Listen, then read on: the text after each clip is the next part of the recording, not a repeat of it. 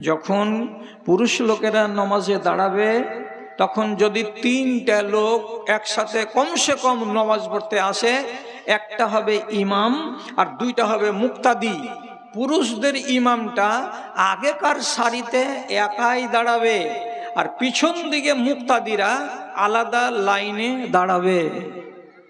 কিন্তু আপনারা মায়েরা যখন জামাত করবেন তো যদি একের বেশি 5টা 7টা 10টা যা হবে তখন একজনকে ইমাম হতে হবে। আপনাদের ভিতর থেকে একটা মহিলা ইমাম হয়ে নামাজ পড়াবেন। তা আপনি যদি বেটা ছেলেদের ইমামতি করার মতো করে লাইনের আগে গিয়ে একাই দাঁড়ান আর পিছন দিকে যদি মহিলারা লাইন দাঁড়াই, তাহলে এই নামাজটা দুরুস্ত নয়। মায়েরা এমনি করে ইমাম আলাদা হয়ে দাঁড়াতে পাবে না, লাইনের মাঝখানেই ইমামকে দাঁড়াতে হবে, তার ডানে আর তার বামে অন্যান্য মায়েরা বোনেরা লাইন লাগিয়ে থাকবে।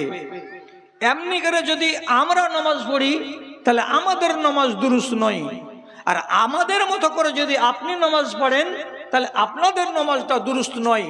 তাহলে এখানে একটু তফাৎ হয়ে গেল, ছেলেরা ইমাম হবে আলাদা আর মেয়েদের ইমাম হবে লাইনের মাঝখানে। তো হোক, এতে তো কোনো কষ্ট নেই।